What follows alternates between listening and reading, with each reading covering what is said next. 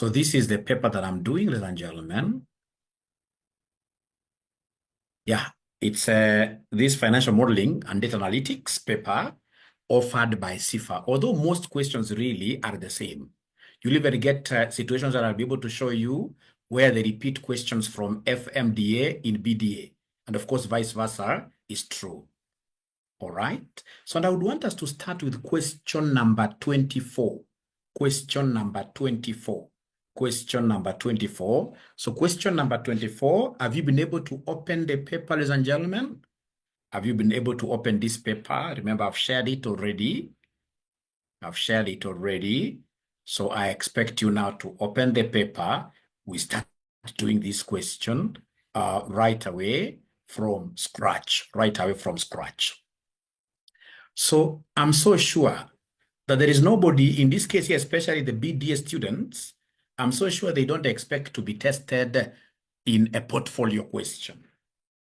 Yeah, if they got a portfolio question like this BDA students, even most of these FMDA students may not be able to perform very well. And if you get a bad examiner like myself here, I can assure you that we always put in some surprises. Like now we are told the data in the table below has been collected by Elena Kabue to appraise the performance of 4 asset management firms. All right. So please, I would want to make a request that when you see students requesting to get this particular paper, is there any good Samaritan who can always be resharing this paper with them? Because you know this, unlike PDFs, for me to be able to keep on sharing this paper on the chat area, it means that I keep on, in this case here, first of all, closing it down. That will be a lot of work for me. And today I'm supercharged to do great things.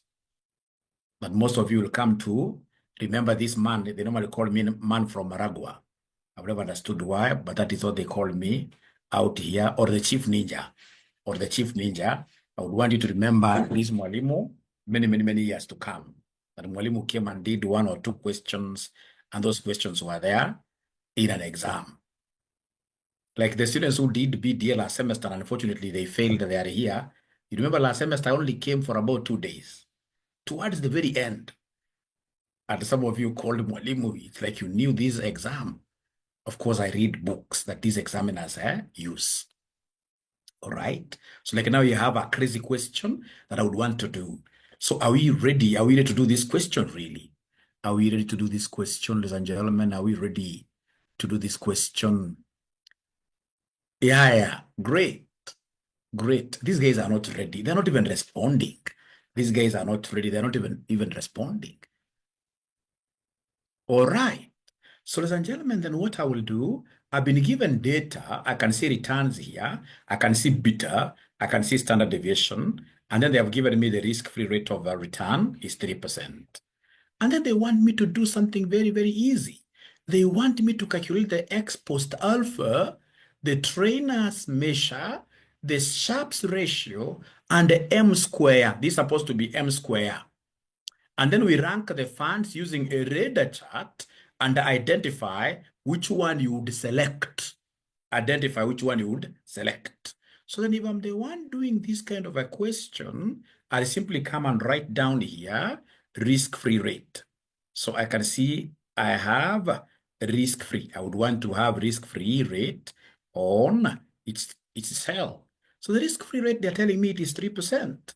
3% like that. The risk-free rate is 3%. Now, ladies and gentlemen, anytime you are doing an AFM portfolio question, and then you see this beta thing coming up, what comes to your mind? Anytime you are doing an AFM portfolio question, and then you see beta coming up, beta for better like this, not beta. There is nobody who is beta in our class today.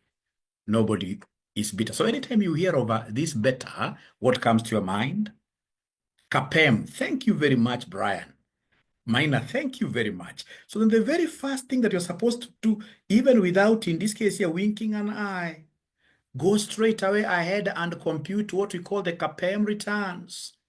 Go ahead and give us what we call the CAPM returns. So go ahead and give us what we call the 𝒂𝒂 returns. Give us the 𝒂𝒂 returns. Give us the 𝒂𝒂 returns. Is there anybody who is able to remember how we normally get the 𝒂𝒂 returns? Remember, we used to say RS. I'm so sure you must have forgotten this. RS equals who? Let me see. Of course, here I have got geniuses. I'm so sure somebody will be able to give me the formula here. RS will be equal to, remember we are doing Fmda question. Fmda question, and you'll be surprised. You know, I know so many things. I'm not a young man. I'm not a young man. So RS equals who? I can only see 3 charts, 4 charts. Somebody has told me that it is the roof. I don't know why they call it the roof, but it is risk-free. Risk-free, in this case here, plus what we call the risk premium. Plus the risk premium. So risk premium is RM.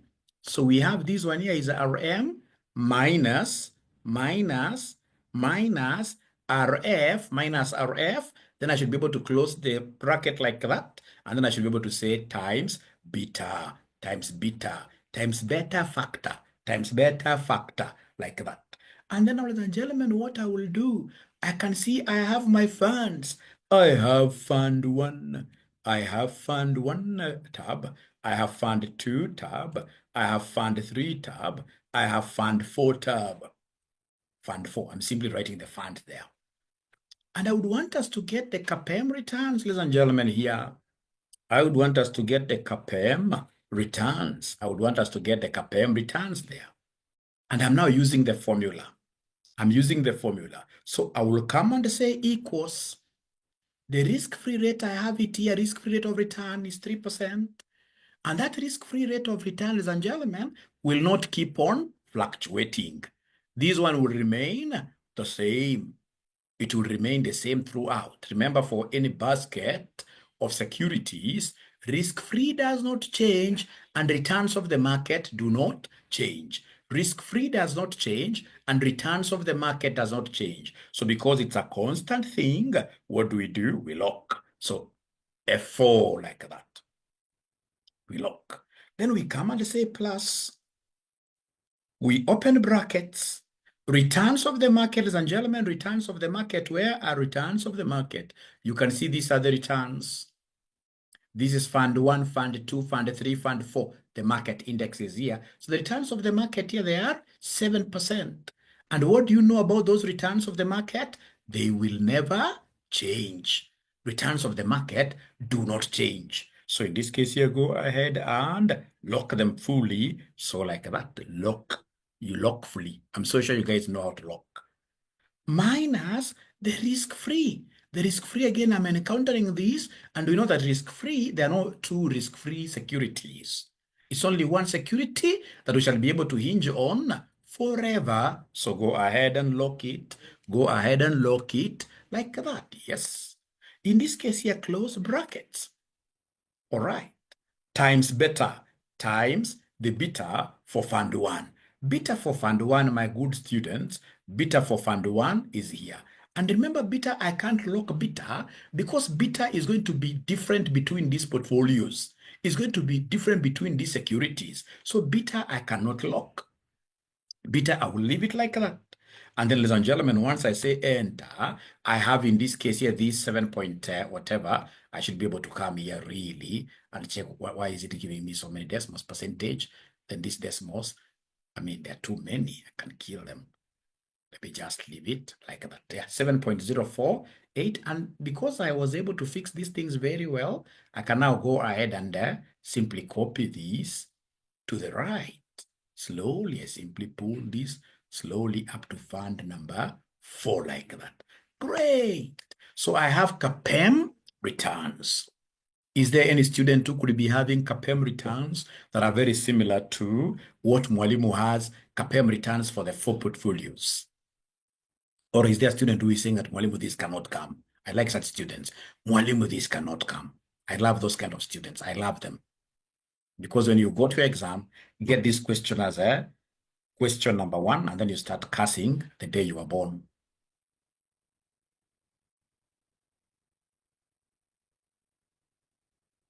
Yeah.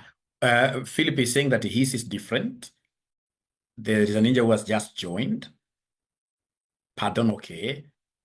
Yeah, at least there is somebody who is getting the same risk-free plus risk what here, risk premium. So I think what I should do, ladies and gentlemen, is to give you a few more minutes. You do it by yourself, because I believe I've been able, the students who are getting different answers are basically students, for example, here, who never locked the risk-free, and they never locked, in this case, at the market.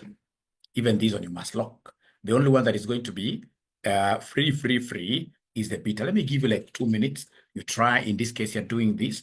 And the students, ladies and gentlemen, who have not gotten this particular question paper that I'm doing, there is a good Samaritan in this room who is sharing, who keeps on sharing. There's a good Samaritan. So what we are doing is to get what we call CAPM returns. What we are doing is to get what we call CAPM returns. And the CAPM returns, I've given you the formula here. It is risk-free plus expected returns of the market, or simply returns of the market minus risk-free times beta. Ensure that you put your brackets very well. Ensure that you put your brackets very well. So I've given you 2 minutes. I've given you 2 minutes to try, so that when I repeat, things will be much easier.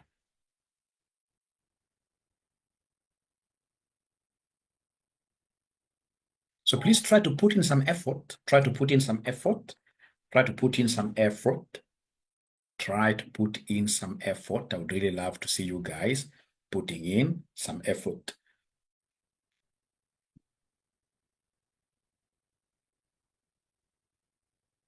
Because already you have everything, and you have the formula.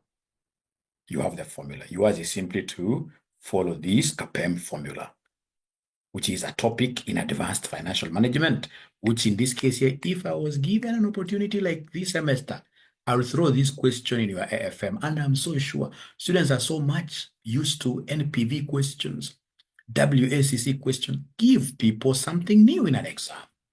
Give people something new in an exam. That's what a good examiners do.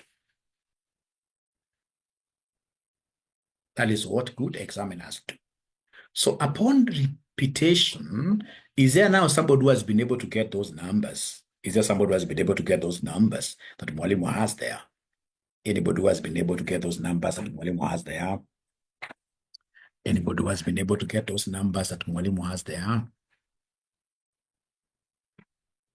All right, great. Now I can see numbers are coming. Thanks very much for punting these hard. Thank you so much for punting these hard. Yeah, Martin, I'm so sure you have not tried putting in some effort. Put some effort. Put some effort. Put some effort. Put some effort. Before I repeat, because already you have everything, and now you guys are Excel ninjas. You guys now are Excel ninjas. Now you have everything. Remember, ladies and gentlemen, what do we have here?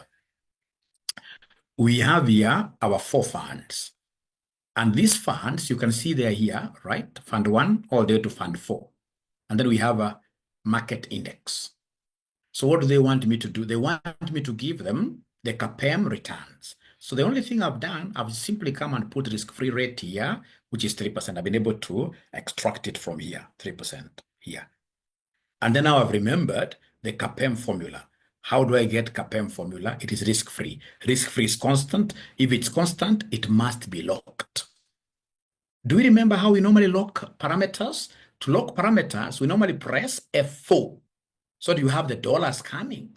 F4. So do you have the dollars coming? Some computers, you have to press function F4.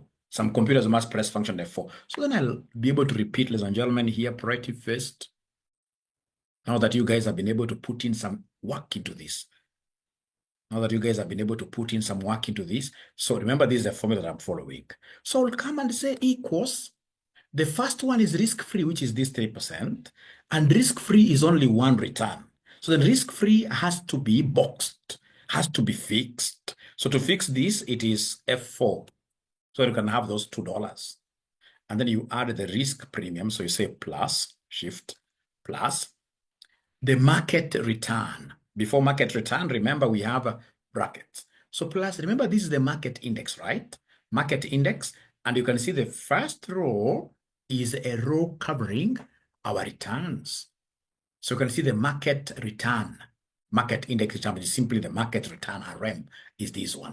What do we know about this market return? You must fix it. This is Mr. Fix It. Mr. Fix It. So F4 like that. Then we say minus the risk-free, which is this 3%, which must also be fixed throughout. Whenever you see risk-free, always that one shall be fixed throughout. Always that one shall be fixed throughout. So come here and close bracket, close bracket like that. And then you say times beta factor. Beta factor is a systematic risk measure. And it's normally different for each security, this beta. So you can't lock it because you can see this is different from this one, different. You can't lock it. That one, you can't lock it. Go ahead and say enter. When you enter, ladies and gentlemen, you have this figure. So do the autofill. The autofill, you come and put this love handle. The love handle is thick. Yeah. You pull it like this. You pull it like this up to security 4, like that. Then now, ladies and gentlemen, we happen to be having this correctly. Most of us. It can't be all of us because there must be ninjas who are just joining us now. What we shall do, ladies and gentlemen, I know you know the impact of LMS. At least with my explanation, you must have gotten in this case here like the overall view. I'm so sure now later on as you watch the video, you'll be able to follow. So can I now make the next move or would you want me to be stuck? You know, even in the football, if you just get stuck on one area, somebody will come and take the ball away, right? Can I now move on to, even if you have not understood, I believe you'll be able to get a chance now to look at this thing later on. Yeah. I believe so, yes.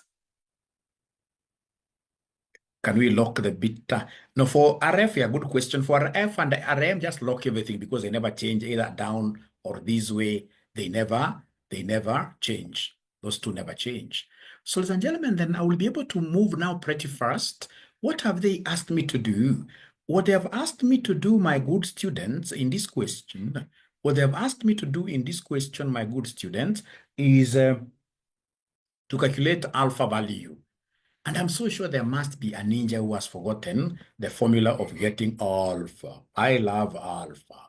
So to get alpha, this is what I do.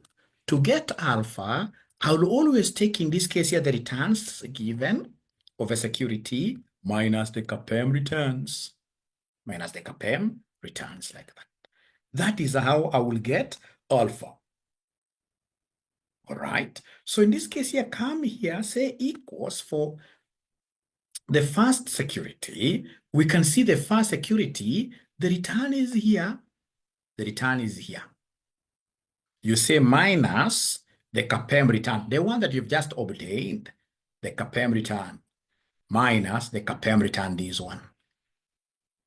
And then I'll be able to say Control Enter, and then I can come here and do the autofill. Like that, up to F. That one you cannot, in this case here, lock anything because the returns, the actual returns, ladies and gentlemen, you can see they are changing between the funds. You can see also the 𝒂𝒂 returns are they're different. They're different like that. They're different like that. They're different. They're different. They are different, and put them to 3 decimal places like that. So I have the alpha returns, the alpha, the profitability indices. Profitability indices. The profitability indices, that is what we do to get those profitability indices. So of course, if you are to rank them, this F2 will be given rank 1, Rank 1. This will be rank 2. All right. Then we have rank 3. This will be rank 4. This will be the last one. I'm losing more here. Yeah, I'm losing more there. So I'm told to rank. Actually, they told me to rank actually. So this takes up position 1. This takes up position 2. This takes up position 3. This takes up position what here? Position 4, like that. So I don't know whether, ladies and gentlemen, there are students who have been able to pick something, however small, out of this alpha. Have you been able to pick some small concept that you can now build on later on to do this question in a way that you'll be able to understand Yeah, I will repeat, but before I repeat, I would want you to go and put in some effort. So you're saying alpha is the actual returns minus 𝑘𝑝𝑚 what here? 𝑘𝑝𝑚 returns, like that. So we have the actual returns are the ones given here. Eh? The actual returns are the ones given here. These are the actual returns for Fund 1. Actual return for Fund 1 is here. Unfortunately, we had done the 𝑘𝑝𝑚 return like that. So we've been able to do, ladies and gentlemen, we've been able to do the alphas and we've been able to rank.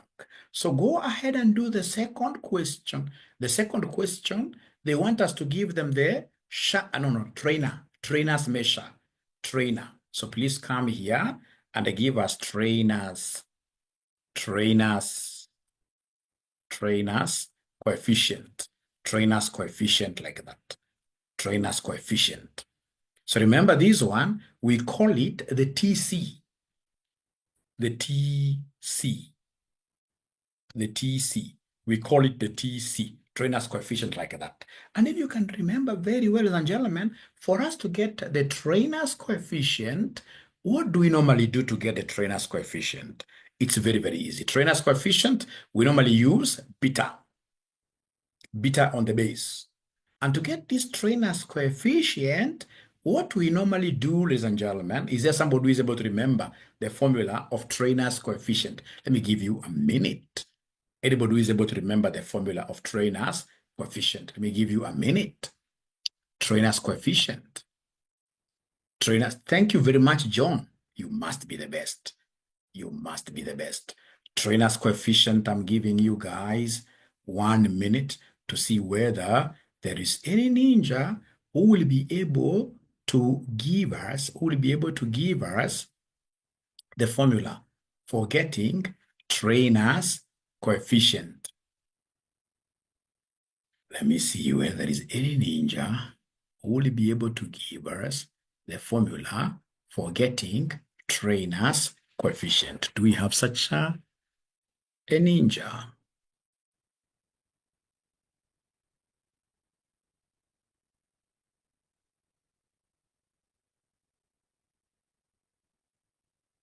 Do we have such a ninja? Trainer's coefficient. Trainer's coefficient is very, very easy.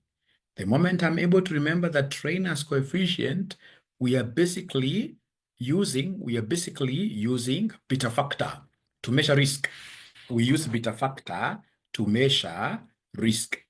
We use beta factor to measure risk.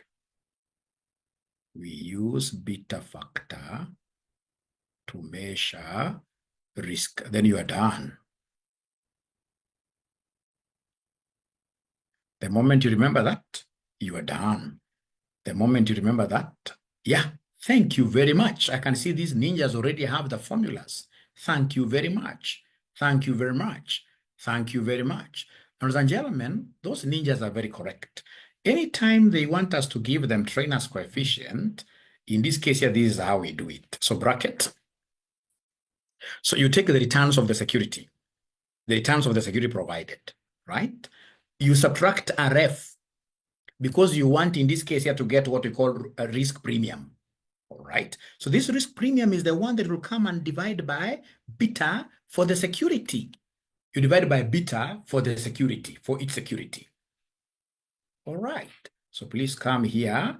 Like, for example, the first one, I can say here equals, then I say shift open brackets. So returns of Fund 1, we can remember they're here, up here, minus the risk-free rate of return.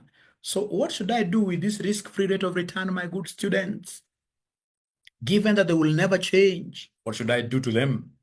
Given that they will never change. Yeah, I have in this case here to introduce the dollars, so like that. And then, ladies and gentlemen, you'll be able to come here and then you say divide by the beta factor. Trainers, we use the beta factor to measure. You can see the beta factor. Beta factor, I cannot. You see, like just like the returns are fluctuating, the beta factors will also fluctuate like that. All right. So I cannot, in this case here, fix beta factors. So enter like that. Yeah. So in this case here, please, you can either reduce these decimals at this juncture, or you can just do the whole, just reduce them here. Work with 3 decimal places. Yeah, 3 decimal places. So there we are. So ladies and gentlemen, then what I will do, I'll be able to come and now apply this across up to fund number 4 like that. Great. Remember, the higher the better. The higher the better. So if you're told to come and rank them here on the basis of trainers, always the higher the better. I would give this 0.05. This will take number 1. 0.4 will take number 2. Then 0.035. This is higher. This takes number 3. This takes number 4. It's by coincidence that the two have ranked consistently the same. So ladies and gentlemen, as a way of getting feedback, I don't know whether there is any student who has been able to get these similar figures to what Mwalimu has. Anybody who has been able to get similar figures to what Mwalimu has? Yeah. How I wish I could get like 50% of the students, that is 8 or something. And then of course I know that you guys have got your own discussion groups that you will be able to pick now this concept and have the same concept in this case and now understood by everybody. Have the same concept understood by everybody. Thank you so much. Please allow me to move to sharps. Sharps. Sharps. Not 𝒕, but sharps.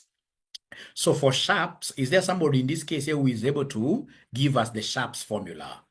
Please give us the sharps formula. Let me see. Sharps formula. Oh, Mwalimu, I did these things and I thought they were off my back. They were off my back. Now again, I'm meeting them here. Yeah. You can see what Brian Kosewa is giving us there. It is the same as trainers, except for the fact that sharps, as the name says, sharps, S. We normally use what we call standard deviation. We normally use what we call standard deviation. We normally use what we call standard deviation. We normally use what we call standard deviation. So then what I'll do, I'll simply come and skip some space here and talk of sharps. Yeah. So we have our sharps there. Right.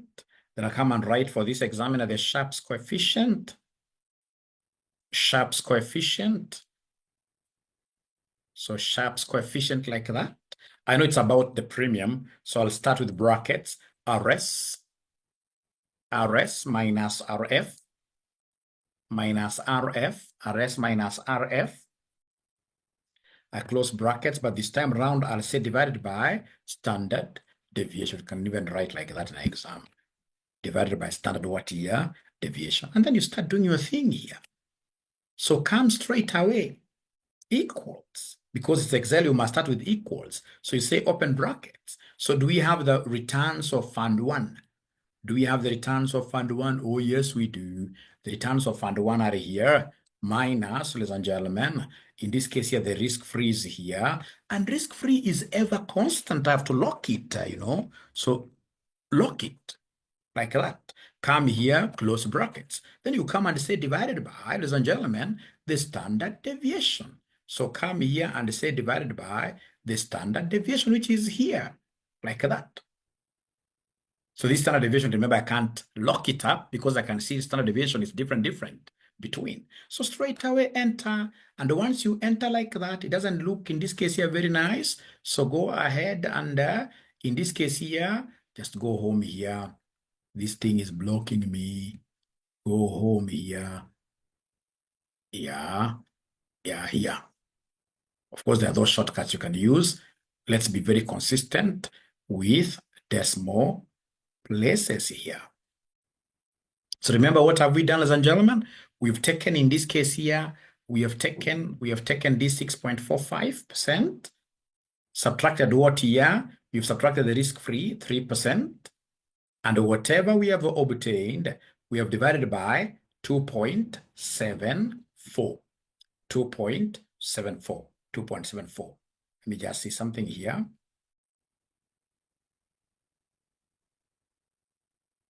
Yeah. What figures are you getting here, ladies and gentlemen, for this? You have to be careful. What figure are you getting there? Because you see, when we take this minus the 3%, I'm getting an answer in percentage divided by this percentage. then I should be able to get something like 1.26, like that. Of course, in percentage form, it will still be okay, but I mean, these are Sharpe's coefficient. I expect to get like 1 point. 1 point. So then, ladies and gentlemen, once you get that, please come and apply the same. Come and apply the same concept here and carry this through like that. Even if you got like 126%, no problem. But I mean, I expected those percentages here to cancel out. So then, ladies and gentlemen, go ahead and rank here as usual. Go ahead and rank as usual. So give this number 1. From there, give this number 2.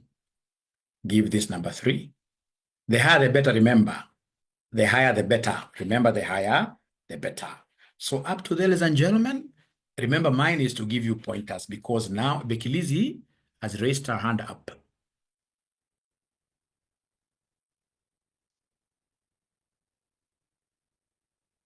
Sharpe's coefficient, 𝒔𝒈𝒐𝒊𝒏𝒈 has raised her, can't see a question. Yeah, of course, I've gotten percentages. You can see 1.26 is the same as 126%. Yeah, the same. You can opt to leave them like that. Although I know as a scholar, I'm taking something percent. So the numerator is percentage. Denominator is also, so those percentages should cancel out. I expect to get, in this case here, numbers. All right. So then what did I do? I went up there in the home and a percent, I simply said, I want a number. I just want a number. Although you can leave it in form of a percentage, it will not distort your rankings. Your rankings will be the same. So 𝒔𝒈𝒐𝒊𝒏𝒈, are you able to ask your question down there? 𝒔𝒈𝒐𝒊𝒏𝒈, are you able to ask your question? Sharpe's coefficient. Sharpe's coefficient. So then somehow, ladies and gentlemen, are we together up to now? You can leave it in form of percentage. Are we together up to now somehow? Because the video is yours. And I'm so sure you guys, you normally do lots of discussions. Mine is to give you pointers, and then you allow Mwalimu to move on so that I can do many questions. I can do many questions like that.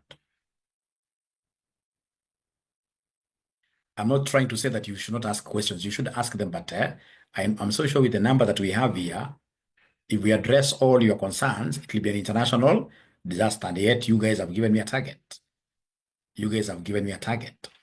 From there, ladies and gentlemen, allow me to move now to the very last one, what we call M squared. What we call M squared. What we call M squared. I love M squared so much because most students have never heard of this M squared. This M squared, remember, to get M squared, the formula is you take the risk-free rate of return. And then you come and add this to the Sharpe's coefficient that you got up there. Sharpe's coefficient that you got up there, SC. But now this SC must be multiplied with. This SC must be multiplied with. This SC must be multiplied with the standard deviation of the market.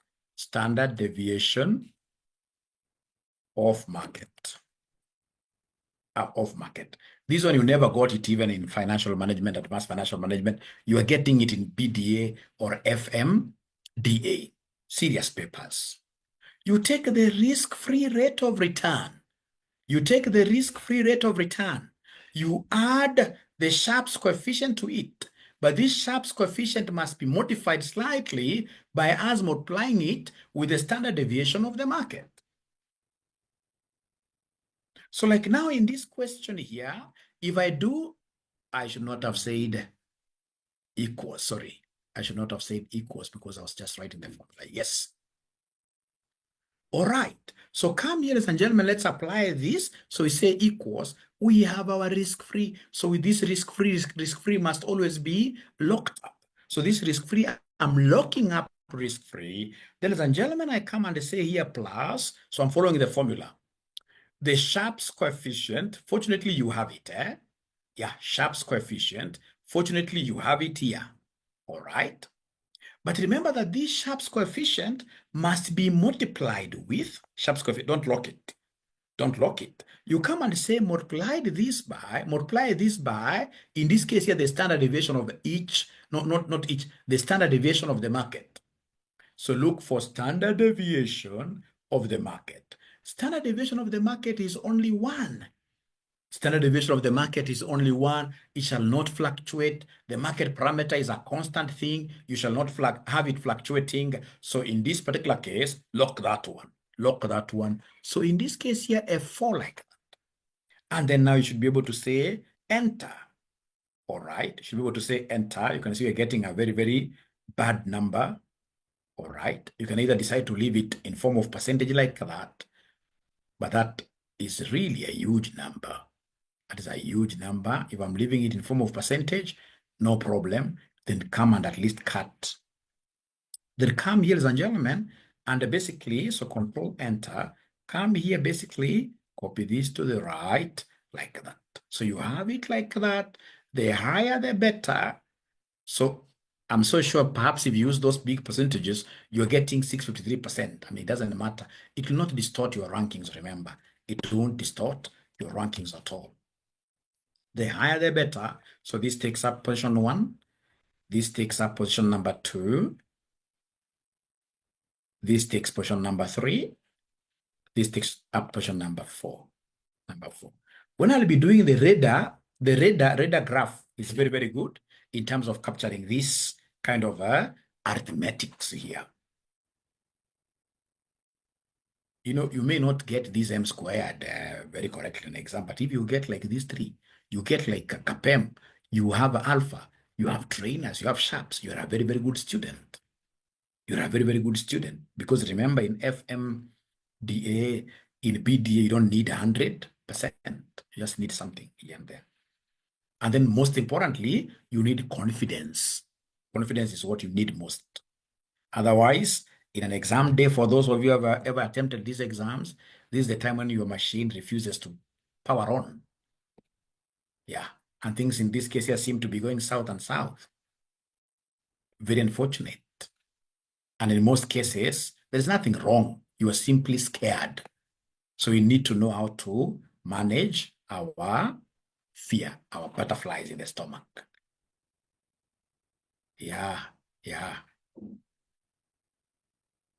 CAPM 6.036. Why am I getting 6.036?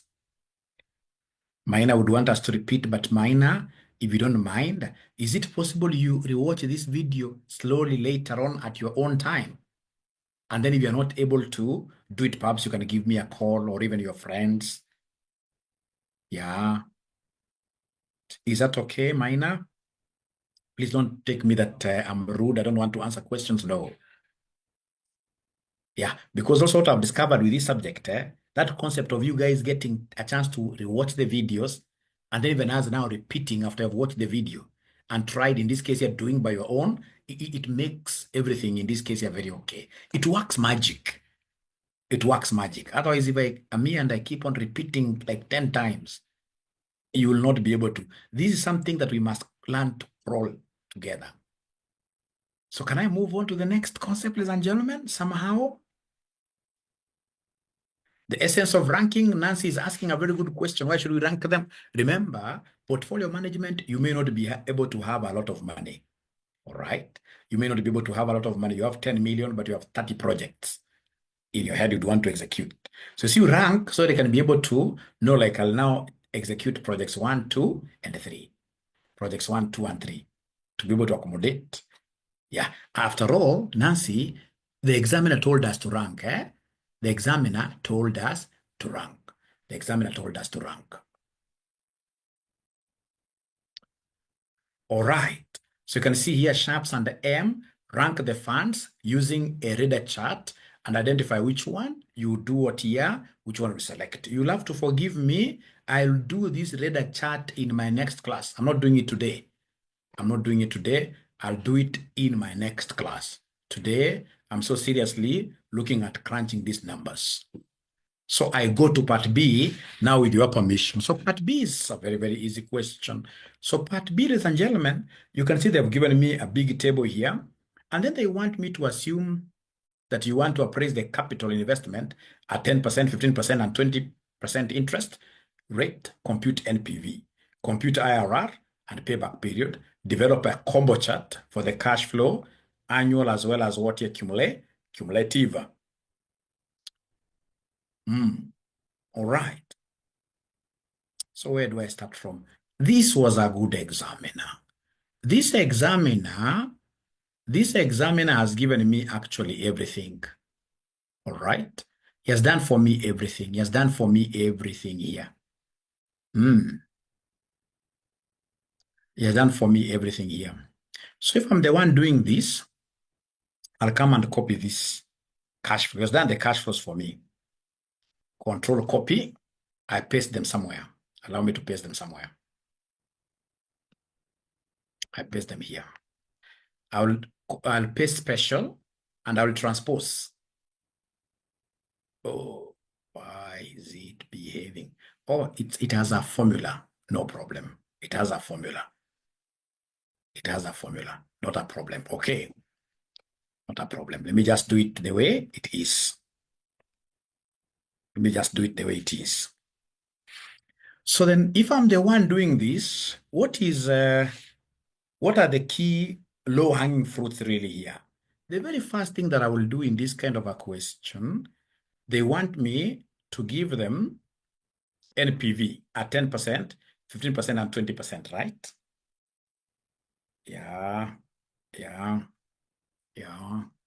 Very easy. They want me to give them IRR and payback. Actually, I can start with this IRR. So I will come and say here, whatever question, this question 24, you must know how to number. Question 24, I'm doing IRR.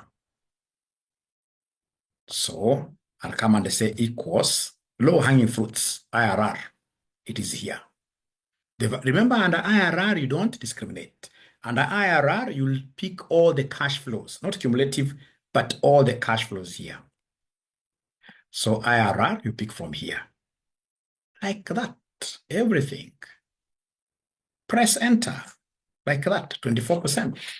So is there somebody who has been able to do IRR, ladies and gentlemen? Do we have any ninja there that has been able to do IRR using these normal cash flows? Anybody who has been able to do IRR, abracadabra? Yeah. And then from there, ladies and gentlemen, we shall be able to do payback period. I can't fail this exam. So this is question 24. You must be very good in terms of numbering, you know. Must be very good in terms of numbering. So question 24, payback. Okay, then the question is, how do we get payback period? Payback period. So I'll come and write here, payback period. Payback period. All right. So remember, the payback period is the period of recovery, yeah? Yeah. For example, when we invested, you can see we've been struggling throughout. We've been struggling throughout. We've been struggling throughout, from negative, increasing here, until we move from this, what I would call like a loss, a negative cash flow, to a positive. So the very first positive cumulative cash flow that you get, the very first cumulative cash flow that you get, you write the word positive there. Then how do you get, in this case here, this payback period? It's very easy. You start with the period, in this case here, the period preceding the positive. You know, this positive, the period is 5. So the period preceding, the preceding means coming 4. So in this case, it is 4. Plus, now I'm doing pro rata. So you can see, for me to be able to move to this positive, I must recover this 6,800. So you take the amount to be recovered, which is 6,800. 6,800, divide this by the cash flow of the positive here. You see, for me to be able to move from this negative to positive, I'll have to earn this cash flow, right? So it is this cash flow that I'm adding to this to be able to get this 4,300, right? So you take this, please listen. I want to get the payback period. Of course, I have the cumulative cash flows. So these cumulative cash flows, I'll be able to go straight away to the positive. So the positive is the one that I write here. Then to get this payback period, I will come and say, of course, equals. So we pick the period preceding the positive year. The positive year is 5. Precedence coming before. So the period here is 4. Plus the amount we need to recover immediately to get into positive. How much do we need to recover here to break even? Payback is about breaking even in form of cash flows. To be able to reach 0, I must recover this, the last negative. So this last negative is what you bring here. And remember, you are only taking the modulus. The modulus. You are only taking, in this case here, the quantity. You forget the negative. So then it will be 6,800 that you're recovering out of the whole 47,100. Out of 47, 100. Out of 47,100, and then you say enter. So this is the payback period, which is 41.144. The way I normally cram this one, so you see the moment I've written positive here, the moment I've written positive, the moment I have written positive, what I will do to get, in this case here, payback, this is what I'll do if I repeat. I'll come and say equals the duration preceding the positive year. So of course that is 4. Then I say plus. Then I come here, you see this positive. This negative is very, very important, right? So the immediate negative before I go positive. So this is very, very important, right? Right? Very, very important. So normally how I do it, I will come and work with what I call the secondary diagonal. Out of this 6,800, a diagonal, diagonal, I'm not going back. No, I'm going towards positive. So from this 6,800, I go to 4,700.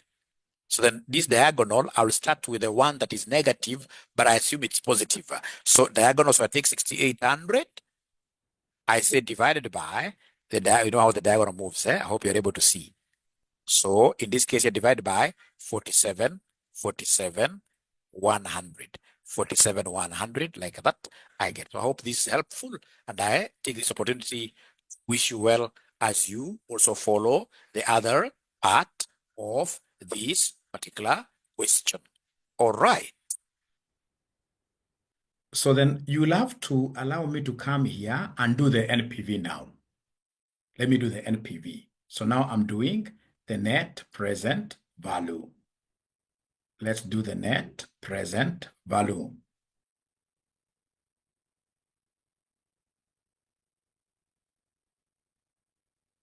All right.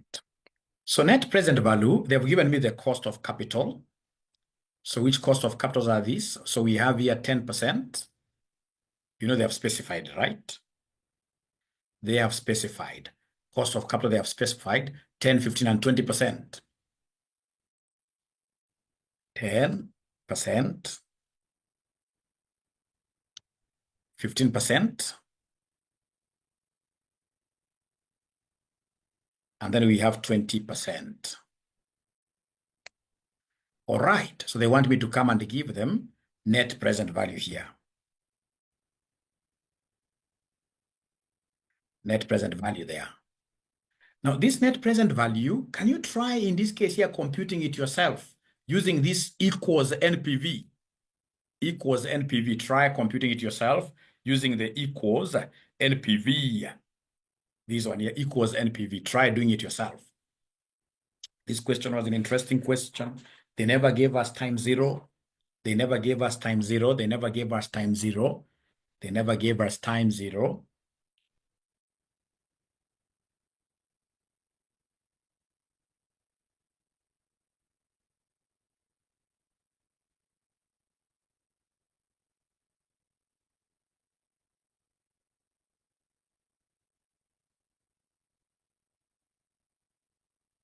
This was a very interesting question. I like it. They never gave us time 0. So you can see in this case here, the capital investment being incurred at the end of time 1. Eh? All right. All right. So very easy. Let me give you 1 minute. You try this. You try this. And then you compare notes. Yeah, we have it. But remember, it's coming at the end of year 1. It's coming at the end of year 1. We have it.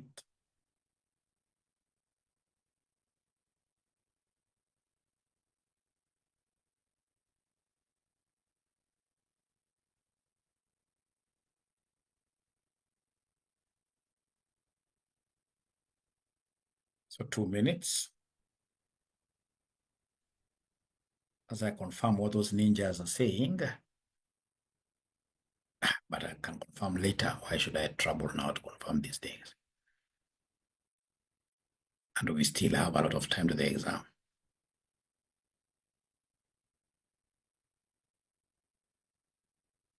All right. So come here. Thank you so much. Thank you so much. Already they have answers. So in terms of NPV, ladies and gentlemen, then what do we need to do? So then we have been able to write our, so here we are. So come and say equals. So we want this NPV. So tab. So they want the rate, 10%. You can't fix it. All right, 10%. So they want from value 1, cash flow 1, not cumulative, cash flow 1. So cash flow 1, ladies and gentlemen, what do we have? Cash flow 1 from here, cash flow 1. So here, cash flow 1, everything up to there. And remember, because I'll be moving down and those cash flows will be the same, I would rather in this case here, fix them like that. All right. Nothing more really. So what you need to do is to come here and do what here, just close, you enter.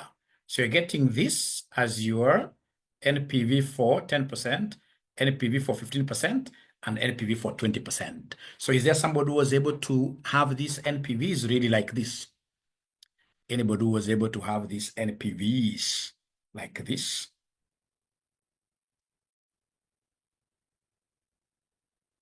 Great. Thank you so much. Thank you so much. Thank you so much. Thank you so much. Thank you so much. Great. Develop a combo chart for the cash flow. Even if I never wanted to do this, is very easy. A combo chart for cash flow, annual as well as cumulative. Very, very easy. Combo means combined, line and clustered. So what do I need to do? I need to pick this, Control Shift, right arrow. Yeah. I need to pick that one that the examiner has told me to pick. Then he wants me to pick this cash flow annual. So Control, like that. And then I can Shift. And then he wants me to pick this third one, cash flow cumulative. So I pick by controlling, I Control, Shift, I pick everything. Once I've picked like that, then I'll be able to simply come and say insert. I insert the bar, this one here, just insert the normal. And then once you have done that, come and right click anywhere here. I'll repeat, I know this one I'll repeat. So in this case here, you click any chart there, and then you say right click, you say change series type. Yeah, the first one, you know, when it's combo, it must have a secondary axis. You need 2 y-axis. If it's combo, you need 2 y-axis. All right. So you can have this cash flow being the secondary axis. So you can see now we have this axis and we have this axis. And then they can't be both of them cluster. One of them must be line. So you come here and then you say line like that. Great. Then you say apply. So now you have a combo chart. So you need to come and do what here? Basically label. Now you have a combo chart. Allow me to repeat, ladies and gentlemen. Allow me to repeat one more time. So let me, in this case here, delete. And before I repeat, let me see the questions that they have. Perhaps there is somebody who is already dancing, you know. Perhaps there is somebody who's dancing that they have gotten it. Yeah. Combo. Yeah, we don't subtract the initial outlay. Remember, it's negative, It's negative 50. So when you're consolidating them, the negative will be taken care of, Will be taken care of automatically. Yeah. The initial outlay is there, but it's coming at the end of year 1. At end of year 1. It's coming at the end of year 1. Great. Great. Great, ladies and gentlemen, great.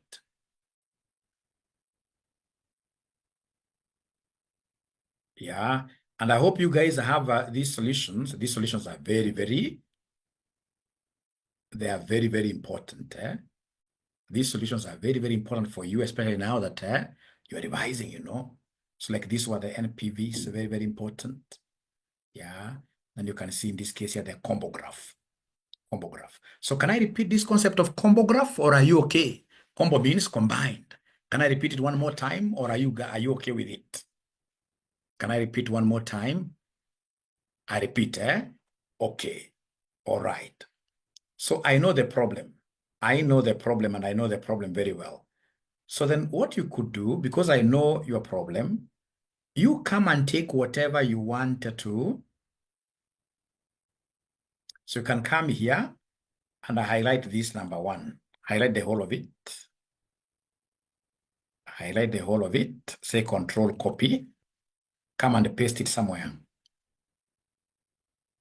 Paste this somewhere. Paste this somewhere. Come and paste it here.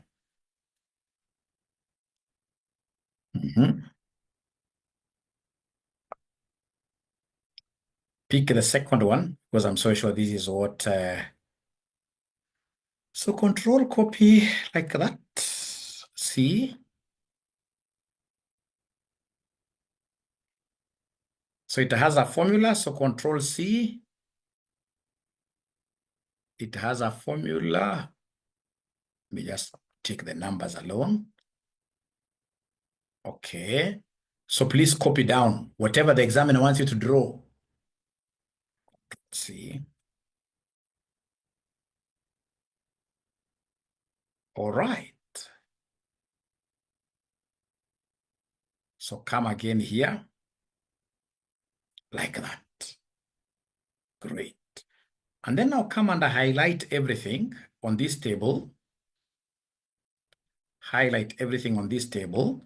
And once you highlight everything on the table, the easiest way of drawing any graph is to use your quick tool. It's called quick bar. So you come and say control Q. Control Q. So when you say control Q, you want these charts. And basically you want the first one. Yeah. You click on the first one like that. So I want to know whether we have reached where Mwalimu has reached. I want to know whether we have reached where Mwalimu has reached. Have we reached where Mwalimu has reached? Have we reached where Mwalimu has reached? Have we reached where Mwalimu has reached? Please talk to me, please, tonight. Tonight you are talking to me. You are talking to me. Thank you so much. Now, once you have reached there, you are a genius. Already you have finished. You come to this, any blue, you click inside. This blue, just click inside. You'll see all the blues highlighted. And then you say, right click. Right click. My machine is hanging now. Why? Yeah, right click. And then you say, change series type. What do? You change series chart type. Then please don't forget to introduce a secondary. Don't forget to, you need 2 y-axes. When it's combined, you're combining 2 things. You need this secondary. So you click, and don't pick 2 secondaries. No. And then you remember to change. You see this clustered column, this clustered column. You must change one of them too, because when it's combo, there must be a line and a bar. A line. So this second one, please pick a line, because the first one is like that. All right. And then you come and say, okay. Come and say, okay.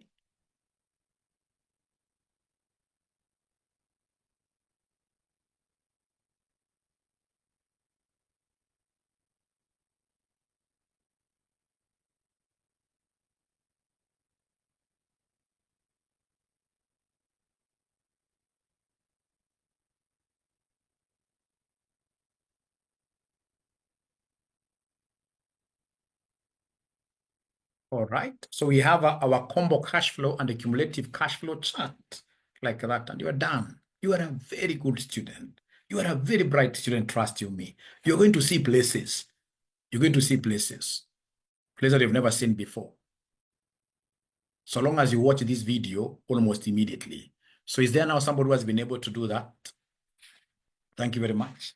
Anybody who has been able to now draw a combo chart? I thought the yellow line was a tick from To show that you have seen places, eh? No, no. That's a combo chart. So we have two charts. We have two charts like that.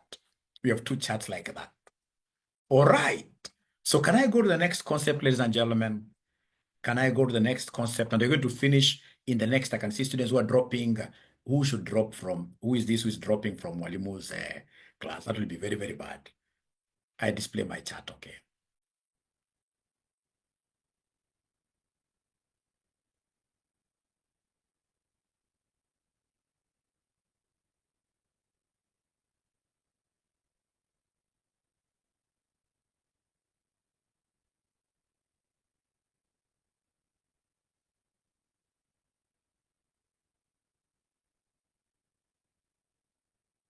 So I hope you are seeing what I'm doing. The student who is asking a question there, the axis, you simply come to these chart elements.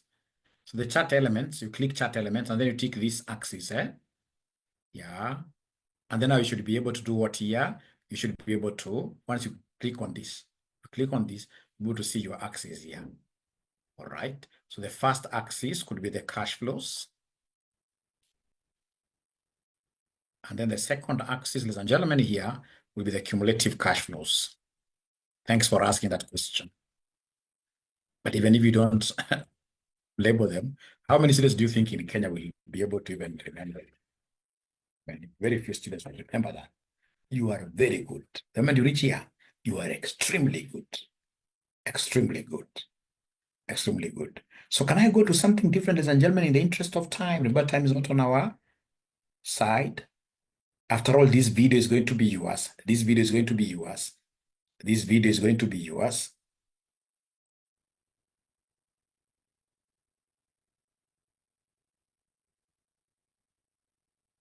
All right. So I can see they want me to show them rather chart. I have to take you a bit slow on that. Don't worry. Don't worry. I'm the one who is teaching. You should allow me to teach what I want. I may not even show you how to do that rather chart. The most important thing is that you should be able to pass your exam. We shall overcome.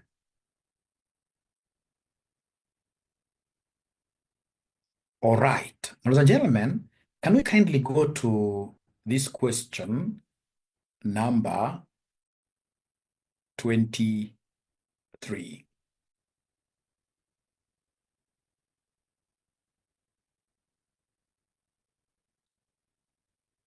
So this question number 23, I would want you to take me through. We can grab all this. Yeah. So they have told you question number 23. They have given you a table here that contains, I can see charts here. I can see charts here. Yeah.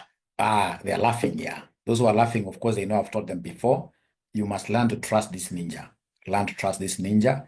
I teach what I want. What you want is to pass. Yeah. What we want is to pass. All right.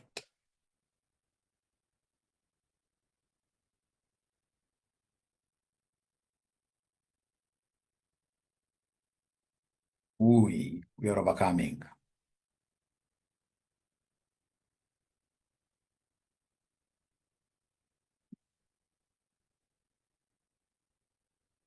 They have not given me permission to continue. They have not given me permission to continue.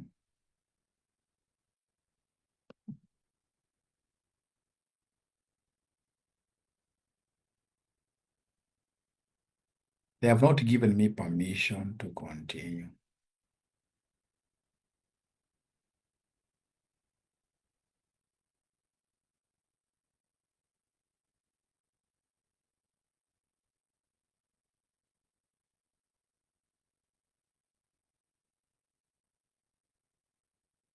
Just a minute. Now, you know your examiner loves asking about charts all through every semester. They keep on telling us, draw this chart. Another time they came and told students here to do dashboards, and students thought the dashboard is some name from Jupiter.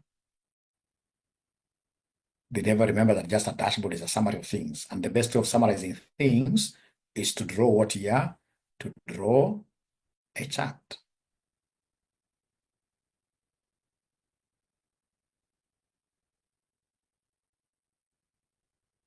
So I'll be having this similar class on Saturday at 4 p.m. I don't know whether Saturday 4 p.m. you guys are comfortable Saturday 4 p.m.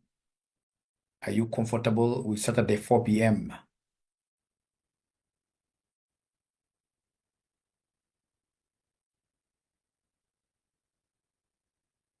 Saturday 4 p.m.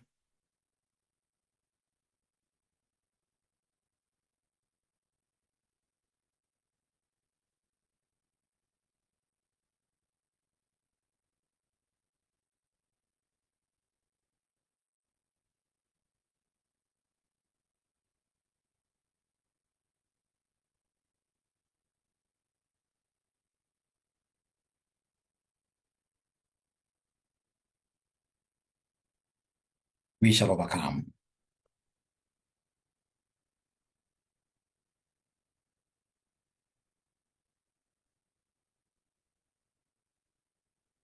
All right, so come here.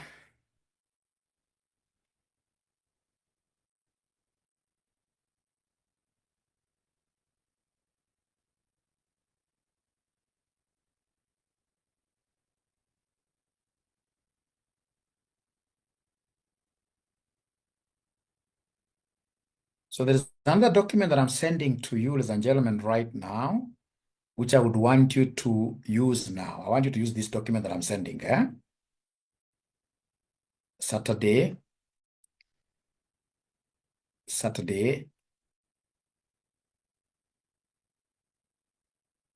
Yeah, don't accuse this ninja. The ninja should never be. He comes at the right time. The ninja comes at the right time, but this one will be there. The ninja comes at the right time. So we have here.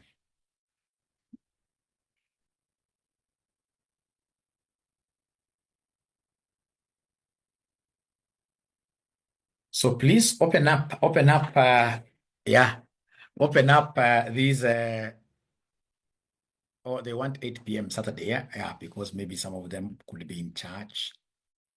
Yeah, great.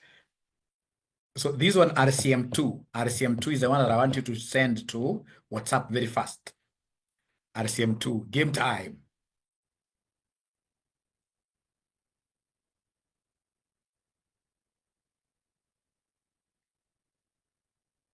All right. So please, have you opened the second document so that I can finish? I want to finish in the next 10 minutes. The second document, I want to finish it in the next 10 minutes. Please, I want us to use the second document. Have you opened it up?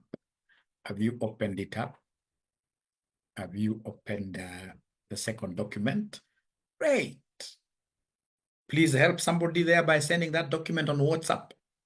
Help somebody by sending this on WhatsApp. RCM2 now.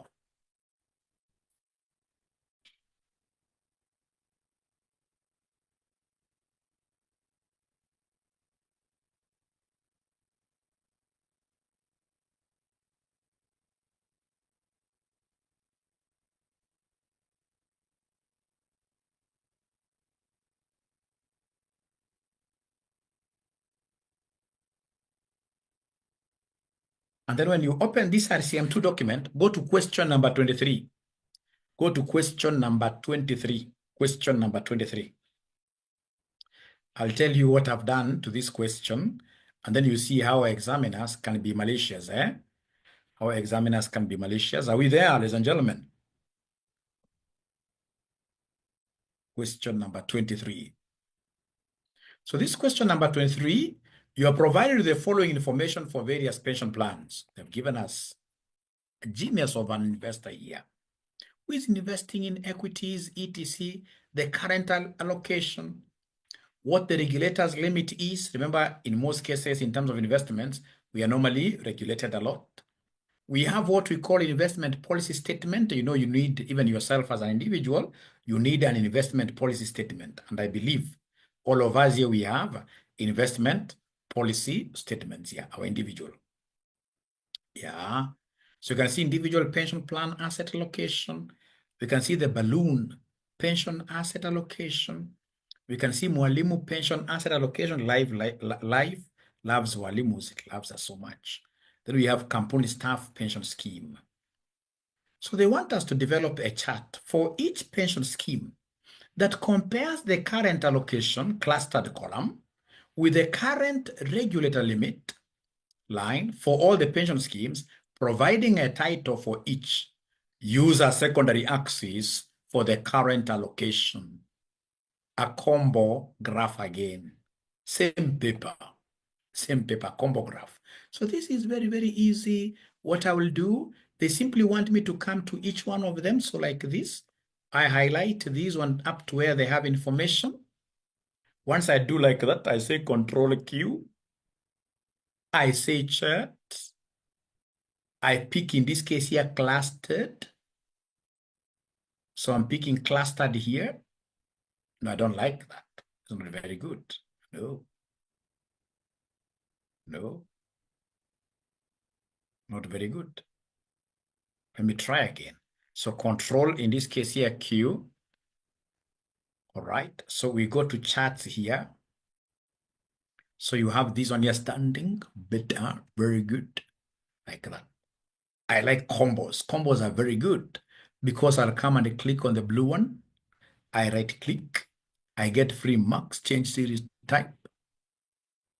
And then they have told me, you know what they have told me? They have told me the current allocation should be what? You know, they always tell you, these examiners are nice. They know how to twist students. I should have written down. Allow me to go back a little bit. Just cancel. Let me go back a little bit so that I can write down. Let me just go back a little bit so that I can write down. You know, they have told you, if you do opposite, you get a 0. They have told you here, develop a chart for each pension scheme that compares the current allocation, cluster. So the current allocation is the cluster. Current is the cluster. Current is the cluster with the regulator limit line. So regulator is the line.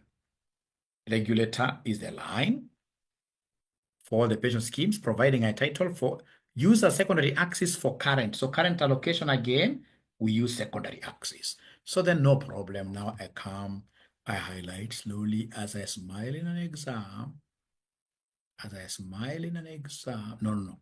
I should have started from up there really for each one of them. So I move like this. I move like a ninja. I move like a ninja. This thing now is boring. I will move like a ninja up to we have values like that. Then I say Control Q. I say charts. I want these charts that are standing up, column like that. I click on the blue one. Then I right click. Then I say change series type. Then now I go to where I'd written. So current should be clustered and it should be secondary, like that. And then regulator limit should be line. This one here should be line. And then I'm done. So I will come here, say, okay. And then I come and I pull this by the side a little bit, like that. Then I can now label my combo, whatever like that. Of course, you're always at liberty to write whatever you want to write there, right?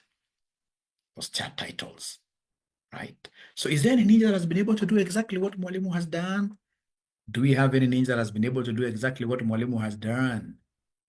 Any ninja that has been able to do exactly what Mwalimu has done?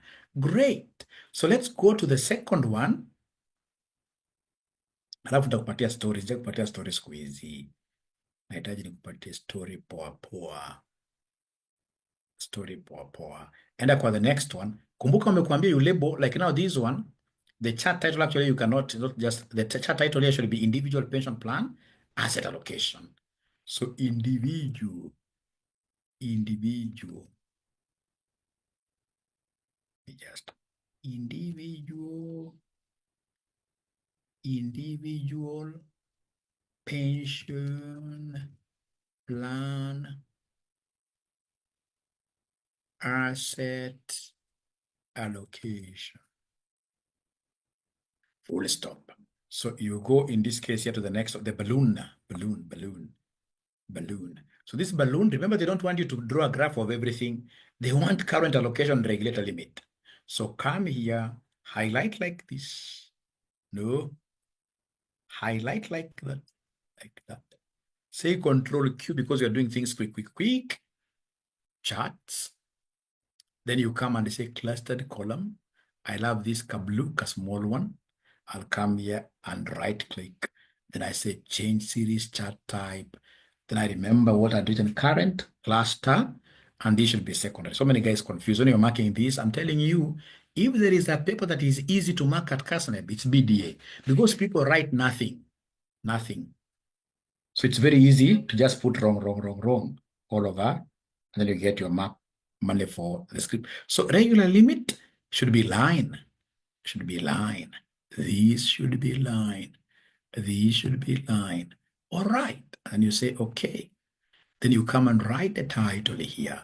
This is balloon. This is balloon pension. Balloon pension asset allocation.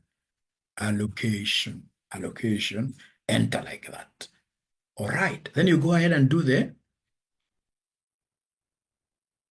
next one here, which is Mwalimu pension. Control Q. Great. I want these charts. I want the clustered. I want this blue to do a combo. Change series chart type. Clustered secondary axis. Regulator limit. In this case here, this should be a line. Great. So then we have here Mwalimu pension assets allocation, and then to scare the hell out of this examiner, mwandike tu jina combo. You will scare the hell out of him. Enter like that. Then you do the same with Kampuni pension, with Kampuni staff pension scheme, like that. And then you pass, and then you go outside there, and then you start saying, hey, BDA was an easy paper. Or FMDA was an easy paper.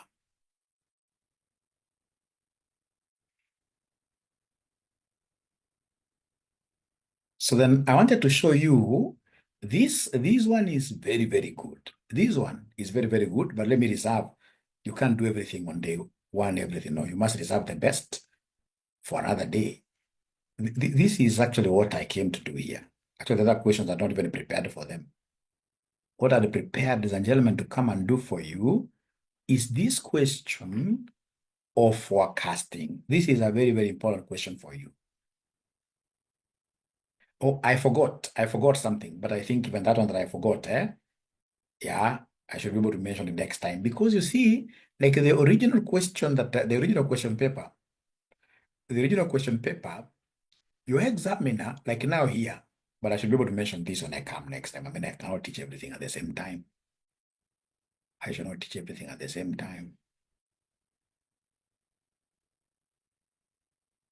Let me tell you what your examiner done. You see, like, for example, here, 5%. What he did, he merged. So he only wrote 5% here. So, and they had merged. So he wanted to see whether students know how to unmerge. But I can't teach you everything at the same time. 1 hour, 2 hours, those are really few hours to learn so many things. Even what we have learned today is so much. That is something I should be able to do in the next session. But the one that I would want to do for you, which is really, really, really, really important, is this one here. Using the information presented below, develop a forecast sheet that predicts different forecast options that includes lower and upper confidence bounds up to the year 2022. I will come here, Control Shift, right arrow, down arrow to highlight everything, Control C, come and put this here. Control, right click, and I want in this case here to transpose, to change rows to become columns. Is there somebody who has been able to do exactly what Mwalimu has done? Let me be very, very serious, by the way. Let me be because now I'm teaching you a very serious concept. Let me be very, very serious. I can actually start from the beginning, Control Z. Let me just start from the beginning, because now I want to be very serious.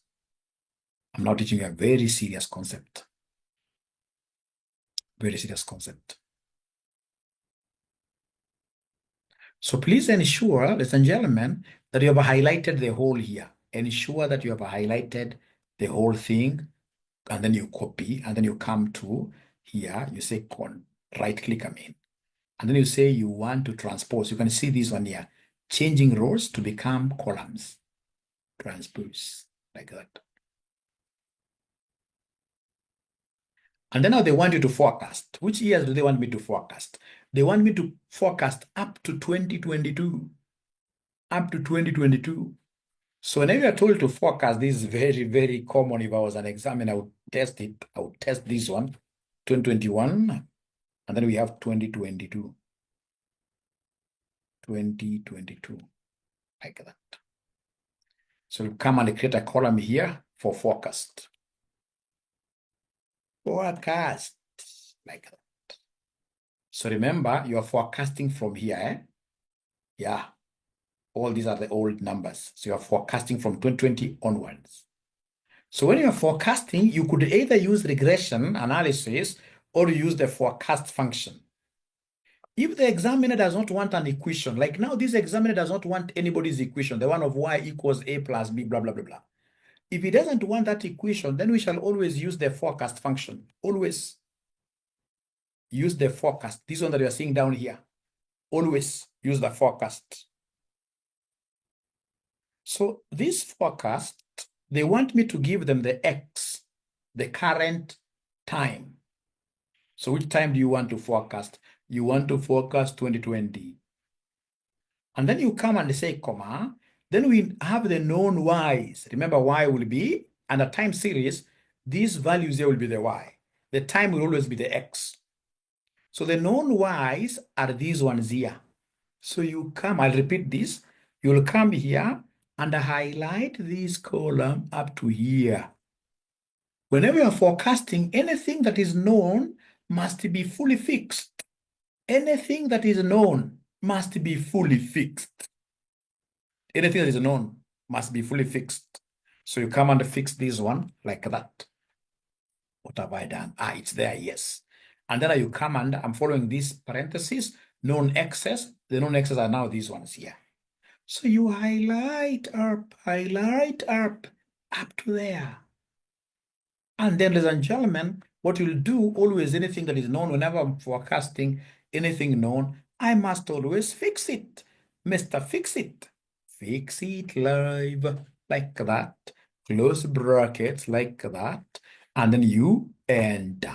Ah, I'm getting the forecast for 2020 to be like that. And then you come and there, pull this down up to the year they have told you. Ah, great, great. I'm so sure they have not understood anything.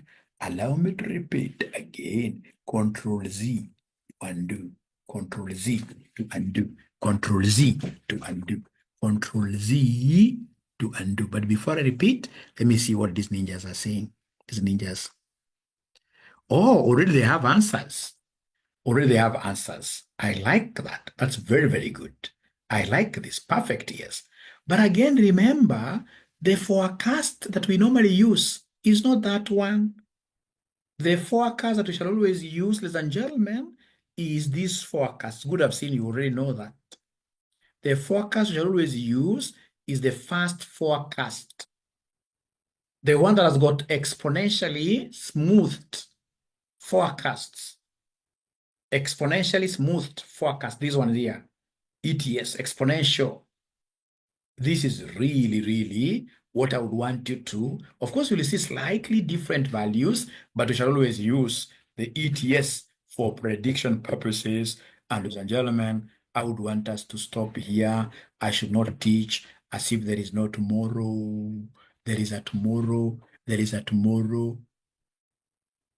There is a tomorrow. There is a tomorrow. Do we agree that Mwalimu should now stop there and we do these things in the next? You know, I've taught you so many things that you guys need to go and revisit. You need to go and revisit what I've taught you. What I've taught you. And then when I also come back, I'll be able to see that payback period. I don't know. I could be wrong. It's long. Since I taught this thing, I could be wrong, but I'll be able to revisit that. It's always perfect to be wrong because human beings are to error.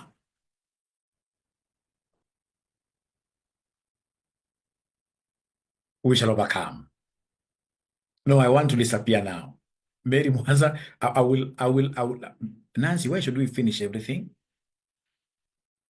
You know, when you finish your things on earth, it means you're dying. Me, I'm not dying. I'm still young at heart. I'm not dying. I'll be here. So I don't want to finish everything. Because, you know, there is the confidence intervalling, 95% confidence. It's quite, it will be too much for you. It will be too much for you. You would rather go and watch this video, practice. Don't finish things on earth. Don't finish things on earth. Thank you so much. Good night. Bye. Bye. Bye. Great.